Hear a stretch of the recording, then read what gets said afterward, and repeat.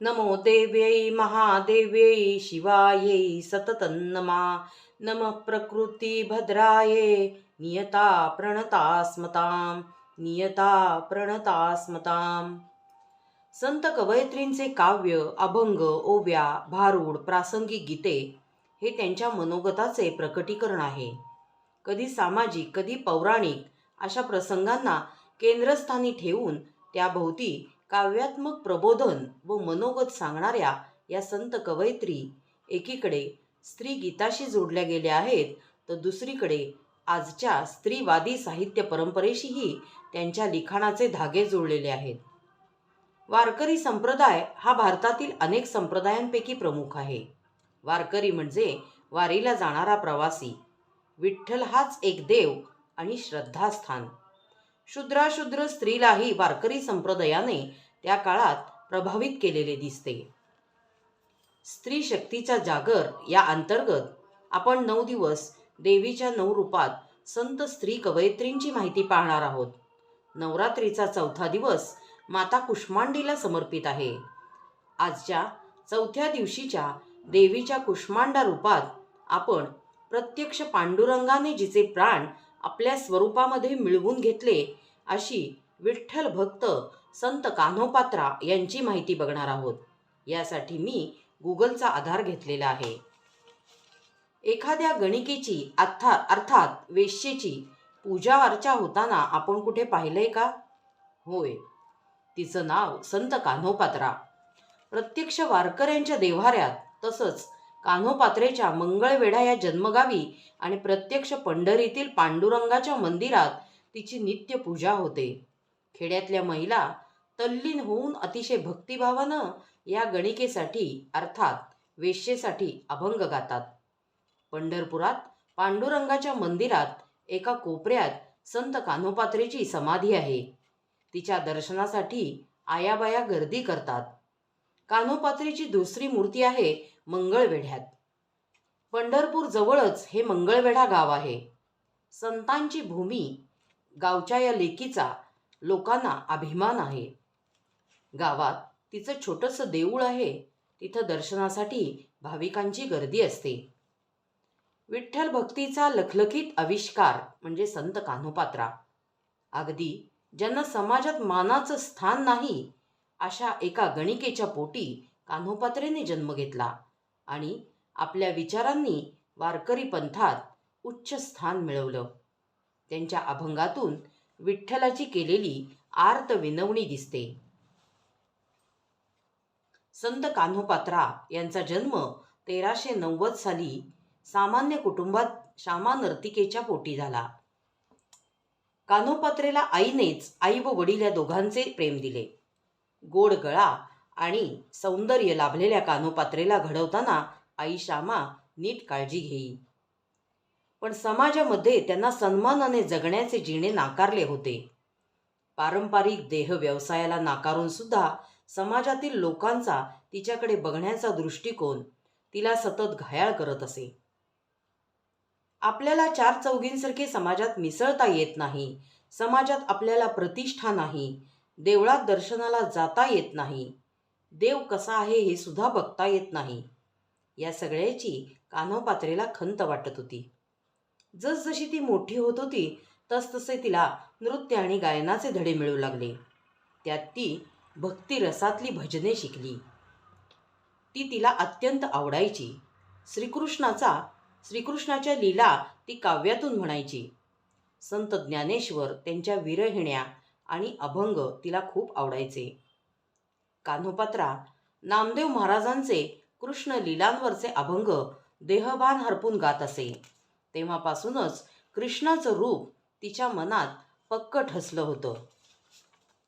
तिरस्काराने बघणाऱ्या समाजापासून दूर जाऊन जिथे शुद्ध निर्मळ आनंद मिळतो त्या जगात कान्होपात्रेला जायचं होतं. वारकऱ्यांसोबत ती पंढरपूरला आषाढी वारीला जाऊ लागली. आई श्यामा ही तिची विठ्ठल भक्त. भक्तीची ओढ बघून तिला वारीला पाठवत असे. संतांची आणि तिची भेट झाली. वारकऱ्यांची भेट झाल्यावर तिला कळले की जगात चांगली माणसे पण आहेत. गावात आलेले वारकरी दिंडी बघायला गेले तेव्हा तिने आपली व्यथा वारीतल्या वारकऱ्यांना बोलून दाखवली. उपेक्षित जीवन, लहानपणापासून आईची होत असलेली कुचंबणा, स्वतःचं मन मारून पोटासाठी देहविक्रय करणे, हे पाहून उबग आला आहे असे तिने वारकऱ्यांना सांगितले. त्यावर ते म्हणाले, मुली, देवाच्या दरबारी कुणी हीन किंवा कोणी पतित नसतो. त्याच्या दृष्टीने सर्व भक्त त्याची लेकरेच असतात. तो सर्वांवर सारखीच माया करतो. कोणीही असला तरी त्याची भक्ती परमेश्वराच्या चरणी रुजू होतेच. त्याच्या दारी तुझी कधीही उपेक्षा होणार नाही. याचा कानोपात्रेला खूप आनंद झाला. आपण पंढरपूरला जाऊ शकतो, विठ्ठलाचे दर्शन घेऊ शकतो, याबद्दल ती आश्वस्त झाली व वारीत सामीलही झाली. कान्होपात्रेच्या सौंदर्याची ख्याती बिदरच्या बादशहाच्या कानावर होती. एक दिवस त्याने तिला पकडून आणण्यासाठी आपले सरदार मंगळवेढ्यास पाठवले. समाजाचे रक्षकच भक्षक झाले तर न्याय कोणाकडे मागायचा? पण अंगातले बळ एकवटून ती आल्या प्रसंगाला तोंड द्यायला सिद्ध होते. अवघ्या 22 किलोमीटरवर असलेल्या पंढरपुरास कान्होपात्रा धावत जाते. विठ्ठलाला साकडे घालते. आपल्या शिलाचे रक्षण करावे म्हणून आर्त मागणे मागते. व्याकुळ होऊन विनवणी करते, या दुष्टांपासून मला वाचव. माझ्या देहाची विटंबना होऊ देऊ नकोस. मी देह विसर्जनाचा निर्णय घेतला आहे.